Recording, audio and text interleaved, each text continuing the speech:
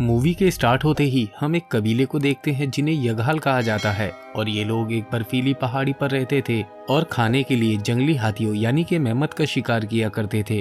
वो जंगली हाथी इस पहाड़ी पर काफी कम आया करते थे और कभी कभी तो वो आते भी नहीं थे, जिसकी वजह से इन लोगों को भूखा रहना पड़ता था और इस बात को लेकर सारे कबीले वाले काफी अपसेट भी रहते थे। वहाँ पर एक बूढ़ी औरत भी होती है जिन्हें सब कबीले वाले बड़ी माँ कहते थे और उस माँ के पास ये शक्ति होती है कि वो आत्माओं से बात कर सकती थी और जब भी वो बड़ी माँ किसी परेशानी में फंस जाती थी तो वो अपने मरे हुए लोगों की आत्माओं से पूछा करती थी कि इस परेशानी से कैसे निकला जाएगा।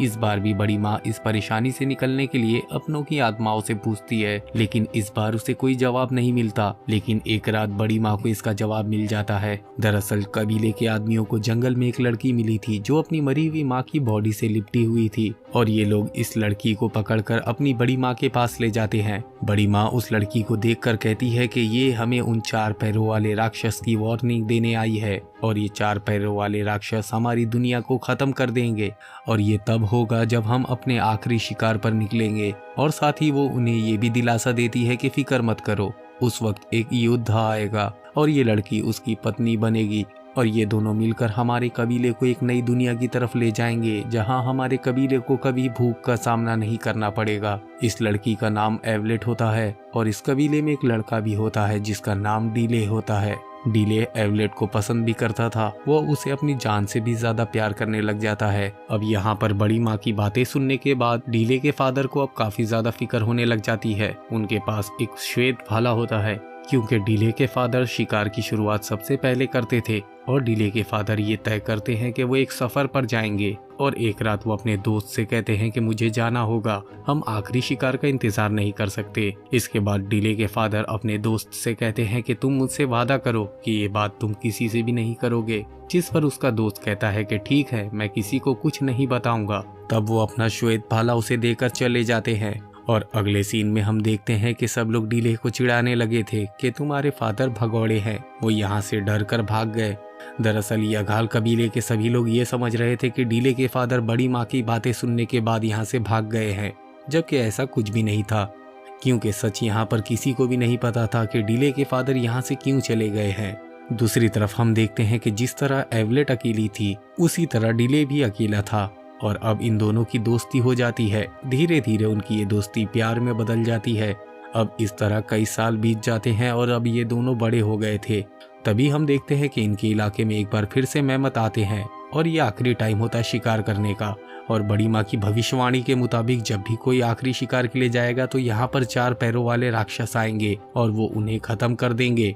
और जब मेमत उनके इलाके में आते हैं तो कबीले वाले लोग मिलकर ये डिसाइड करते हैं कि जो भी इन हाथियों का शिकार पहले करेगा उसकी शादी एवलेट से हो जाएगी और उसे वो श्वेत भाला भी दिया जाएगा और उसे कबीले का सरदार बना दिया जाएगा। अब एवलेट डीले से कहती है कि हमें यहाँ से भाग जाना चाहिए, हम कहीं दूर जाकर शादी कर लेते हैं। दरअसल एवलेट को करण से डर लग रहा था जो कि महान शिकारी टिनटिन का लड़का था और टिनटिन शिकारी डीले के पिता के दोस्त होते हैं जिन्हें डीले के पिता ने श्वेत भाला देकर इस कबीले को छोड़ा था। डीले एवलेट से कहता है कि मैं यहाँ से नहीं भागूंगा, जैसा कि मेरे फादर भाग गए, देखना मैं इस जंगली हाथी का शिकार कर लूंगा और मैं ही तुमसे शादी करूंगा। सब कबीले के लोग उन जंगली मेमत का शिकार करने के लिए चले जाते हैं और उसके बाद सभी लोग मिलकर एक बड़े जंगली हाथी को जाल में फंसा लेते हैं। लेकिन वो हाथी इतना बड़ा और ताकतवर होता है कि वो जाल की रस्सियों को तोड़कर वहां से निकल जाता है और साथ ही में जाल उसकी बॉडी में फंसा होता है, इसीलिए सब लोग उस जाल को पकड़कर लटक जाते हैं ताकि उस जंगली हाथी को रोक सके। लेकिन जब उन्हें एहसास होता है कि ये हाथी कहीं ज्यादा ताकतवर है तो वो सब लोग उस जाल को बारी बारी करके छोड़ने लगते हैं। डीले भी ये करना चाह रहा था लेकिन वो जाल उसके हाथ में फंस चुका था और वो जंगली मेमत डीले को घसीटते हुए एक पहाड़ी की चोटी पर ले जाता है और फिर वो उस पर हमला करने लगता है। डीले उस पर एक भाले से हमला करता है लेकिन वो भाला उसका कुछ नहीं बिगाड़ पाता। तभी डीले का भाला एक पत्थर के बीच में फंस जाता है और जब वो जंगली हाथी डीले पर हमला करने आता है तब वो फंसा हुआ भाला जंगली हाथी को लग जाता है, जिसकी वजह से उस जंगली मेमत की मौत हो जाती है। और जब वो सब लोग वहां पहुंचते हैं तो वो देखते हैं कि इतना बड़ा जंगली मेमत यहाँ मरा पड़ा है जिसे कि डीले ने मारा है और वो सब लोग डीले को चीयर्स करने लगते हैं। और रूल के मुताबिक जो भी सबसे पहले जंगली मेमत को मारेगा वो श्वेत भाला और एवलेट उसकी होगी। और अब वो लोग ये डिसाइड करते हैं कि अब उन दोनों की शादी होगी। पर डिले अब बहुत ही गिल्टी फील करता है कि उसे वो श्वेत भाला और एवलेट अवार्ड के तौर पर दे दिया गया था, जबकि वो उसका हकदार नहीं था, क्योंकि सबकी तरह उसने भी जाल को छोड़ना चाहा था, लेकिन वो जाल उसके हाथ में फंस चुका था और जंगली मेहमत भी बस अनजाने में ही उससे मर गया था। बस इसी के चलते वो श्वेत भाला जो उसने जंगली मेहमत को मारने पर जीता था, वो कबीले वालों को वापस कर देता है। और अब भाला लौटाने का ये मतलब था कि एवलेट भी हाथ से गई। इसीलिए वो एवलेट से कहता है कि मैंने उस जंगली हाथी को नहीं मारा, बल्कि वो खुद मेरे भाले पर आकर गिरा था। और अब यहाँ पर ये बात सुनकर एवलेट उससे नाराज होकर चली जाती है। अब यहाँ पर ये दोनों मजबूर हो चुके थे, क्योंकि वो अपने कबीले के रस्म और रिवाज का पालन करते थे। और अब उसी रात उन 4 पैरों वाले राक्षस कबीले पर हमला करते हैं और कबीले के बहुत सारे मर्द और औरतों को पकड़ कर ले जाते हैं। वो लोग अपने साथ एवलेट को भी पकड़ कर ले जाते हैं। उन लोगों के हमले में बहुत ही कम लोग बचे थे, जिनमें डिले और उसके कुछ साथी भी होते हैं। डिले उनसे कहता है कि मैं अपने कबीले के लोगों को और एवलेट को बचा कर लेकर आऊँगा। उसकी बात सुनकर डिले का साथी कहता है कि उन खतरनाक पहाड़ियों से कोई भी वापस नहीं आता, जिस पर डिले उनसे कहता है कि जिन्होंने अटैक किया था वो भी तो वहीं से आए थे, मैं उन्हीं का पीछा करूंगा। उसके बाद डिले उन घोड़ों के पैरों के निशानों को फॉलो करते हुए आगे बढ़ता है। डिले के साथ उसके कुछ साथी भी थे, लेकिन उनका ये सफ़र काफ़ी मुश्किलों भरा था, क्योंकि खुद की और उन लोगों की जान बचाकर वापस आना काफ़ी मुश्किल था। लेकिन डिले और उसके साथी किसी भी मुसीबत का सामना करने के लिए तैयार थे, क्योंकि उन्हें अपने लोगों को सही सलामत वापस लाना था। अब वो लोग उस पहाड़ी पर पहुंचने के लिए लगातार दिन रात चल ही रहे थे और उसके बाद वो लोग पहाड़ी के उस हिस्से पर पहुंच जाते हैं जहां से जमीन स्टार्ट हो जाती है। और यहाँ पर एक घना जंगल था। जंगल में पहुंचने के बाद उन लोगों को अपने कबीले के लोग दिख जाते हैं, जिन्हें कुछ लोगों ने पकड़ कर रखा था, और उन सब में एवलेट भी होती है। यहाँ रात को डिले अपने कुछ साथी और एवलेट को छुड़ा लेता है, पर जिन लोगों ने उन्हें पकड़ रखा था वो लोग उन्हें दोबारा से पकड़ लेते हैं और दूसरी बार के हमले में महान शिकारी टिंटिन जख्मी हो जाता है। और अब ये खतरनाक लोग डिले के कबीले वालों को लेकर आगे बढ़ने लगते हैं। डिले अपने जख्मी साथी टिंटिन को खींच कर ले जा रहा होता है और थोड़ा आगे जाने के बाद उन्हें भूख लगने लगती है, इसीलिए डिले शिकार करने के लिए निकल जाता है। और इससे पहले कि डिले शिकार कर पाता, वो एक बहुत बड़े गड्ढे में गिर जाता है। उस गड्ढे में पहले से ही बहुत सारे जानवर फंसे हुए थे और उनमें एक शेर भी होता है जो काफी बड़ा था और खतरनाक भी, और यहाँ के कबीले वाले उसे हत्या दंत कहा करते थे। वहाँ पर बारिश होने लगी थी और शेर पानी में डूबने लगता है, पर इससे पहले कि शेर पानी में डूबकर मर जाता, डिले शेर से कहता है कि मैं तुम्हें यहाँ से आजाद कर दूंगा, लेकिन मेरी सिर्फ एक ही शर्त है कि तुम मुझे नहीं खाओगे। और उसके बाद डिले उस शेर को आजाद कर देता है और वादे के मुताबिक वो शेर उसे खाए बगैर ही वहाँ से चला जाता है। और अब डिले भी कोशिश करते हुए उस गड्ढे से बाहर आ जाता है और अपने जख्मी साथी के पास पहुंच जाता है। वो जख्मी साथी डिले को बताता है कि कल रात मैंने यहाँ पर चिल्लाने की आवाजें सुनी है।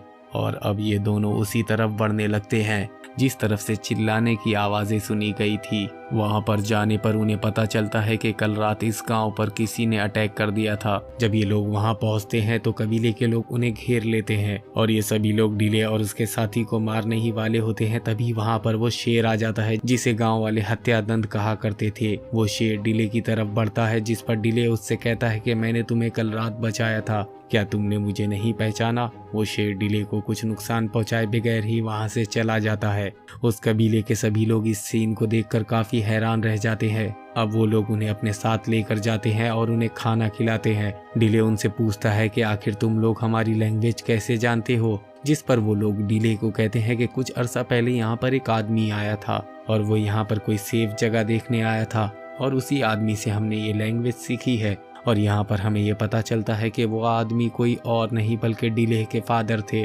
तब डिले उनसे पूछता है कि वो आदमी इस वक्त कहाँ पर है, जिस पर कबीले के आदमी कहते हैं कि उन्हें राक्षस आत्मा अपने साथ ले गई और साथ ही में हमारे कई आदमियों को भी ले गई, और वो आत्मा उन्हें एक ऐसी जगह ले गई है जहाँ से आज तक कोई भी बचकर नहीं आया है, लेकिन अब तुम हमें वहाँ ले जाओगे। डिले उनसे पूछता है कि आखिर मैं ही क्यों। तब वो लोग कहते हैं कि हमारी भविष्यवाणी के मुताबिक एक ऐसा आदमी आएगा जो कि हत्या दंत से बातें करेगा और वो आदमी हमारे लोगों की जानें बचाएगा और उस कबीले के लोग आसपास वाले कबीले के लोगों को भी ये खबर पहुंचा देते हैं कि हत्यादंत से बात करने वाला आदमी आ गया है। उसके बाद महान शिकारी टिनटिन उससे कहता है कि आज मैं तुम्हें एक बात बताता हूँ, और वो ये है कि तुम्हारे फादर किसी से डर कर नहीं भागे थे, बल्कि वो हमारे कबीले को एक सेफ जगह ढूंढने के लिए निकले थे ताकि हमारे कबीले वालों को भूख की वजह से ना मरना पड़े। डिले उससे पूछता है कि ये बात तुमने मुझे पहले क्यों नहीं बताई। वो कहता है कि तुम्हारे फादर ने मुझे मना किया था कि ये बात मैं किसी को ना बताऊं, क्योंकि ये बात अगर कबीले वालों को पता चल जाती तो वो लोग एक एक करके कबीले को छोड़कर भागने लगते। इसीलिए उन्होंने मुझसे ये कहा था कि मैं इस बात को सीक्रेट रखूं।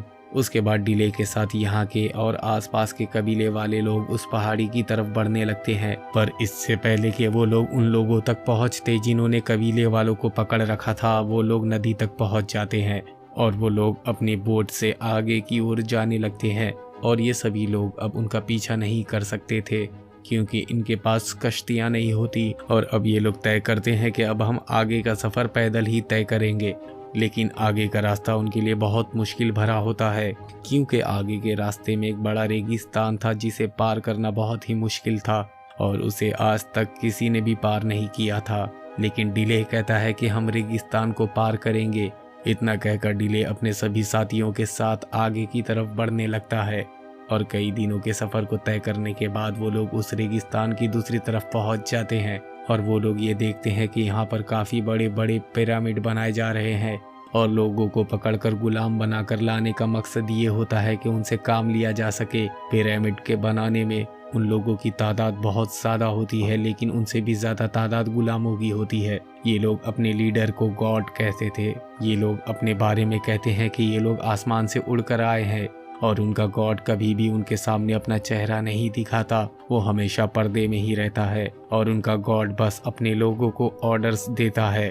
उन ऑर्डर्स में ये भी शामिल होता है कि उन गुलामों से जल्दी जल्दी से काम करवाया जाए। डिले और दूसरे कबीले के सरदार जो कि डिले का साथ देने के लिए यहाँ पर आए थे, वो दोनों मिलकर गुलामों के कैंप में चले जाते हैं। उन लोगों के सामने एक आदमी को लाया जाता है जो कि अंधा होता है। वो आदमी डिले को बताता है कि 3 गॉड में से सिर्फ एक ही गॉड जिंदा रह गया है। डिले उससे पूछता है कि उस गॉड को कैसे मारा जा सकता है। वो कहता है कि गॉड डरता है कि ऐसे इंसान से जिसके बॉडी पर एक खास किस्म का निशान हो, और वो निशानी ऐसी है जैसे कि आसमान में दिखने वाले विजिबल सितारे होते हैं। और भविष्यवाणी के मुताबिक वो आदमी सब कबीले वालों को और सभी गुलामों को बचाएगा, वो गॉड को मारेगा और उन लोगों को आज़ाद करवाएगा। और उसके बाद डिले से पूछा जाता है कि क्या तुम्हारे बॉडी पर ऐसे निशान हैं, और इस बात का डिले के पास कोई जवाब नहीं होता। और यहीं पर डिले को ये भी पता चल चुका होता है कि उसके पिता मारे गए हैं और इन्हीं जालिम लोगों ने इसके पिता को मारा था। और उसके बाद डिले और उसके साथी अपनी बाकी लोगों के पास पहुंच जाते हैं, पर इन्हें वापस जाते हुए गॉड के सिपाहियों ने देख लिया था। और उसके बाद डिले के साथी और गॉड के सिपाहियों में घमासान की लड़ाई हो जाती है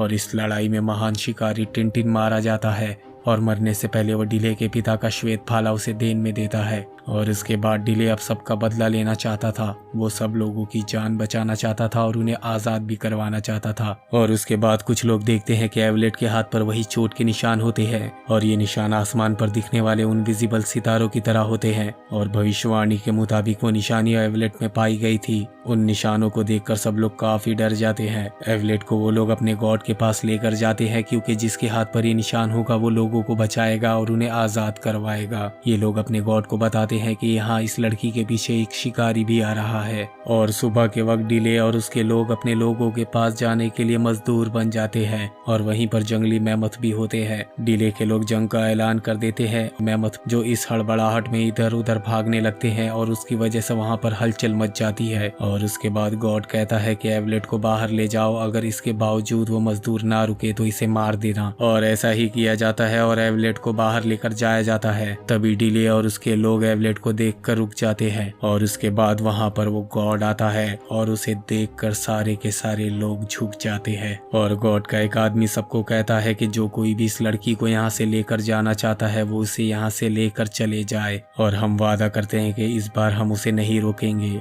डिले कहता है कि मैं एवलेट को अगर यहाँ से लेकर जाता हूँ तो मेरे बाकी के साथियों का क्या होगा। गॉड कहता है कि वो हमारे गुलाम है, वो हमारे गुलाम ही रहेंगे। इस पर डिले गॉड की ये बात मानने से मना कर देता है और वो उस श्वेत भाले को उस गॉड की तरफ फेंकता है और वो भाला गॉड के आर पार हो जाता है। और उसके बाद डिले सभी लोगों को चिल्ला चिल्ला कर कहता है कि देखो वो सभी की तरह एक इंसान है, उसे भी तकलीफ होती है और अब वो मर चुका है।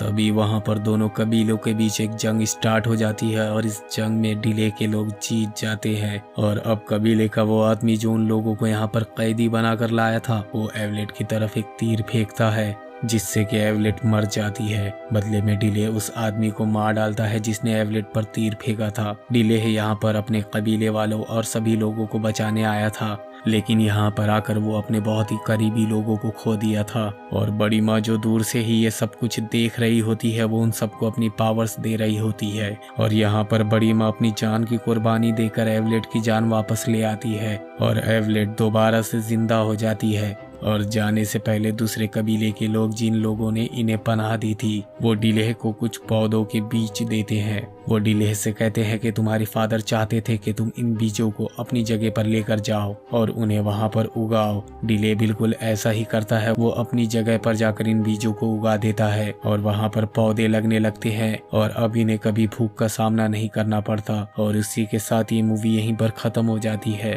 और अगर आपको हमारा वीडियो पसंद आए तो वीडियो को लाइक, चैनल को सब्सक्राइब और हाँ बेल आइकन के बटन को दबाना ना भूलें।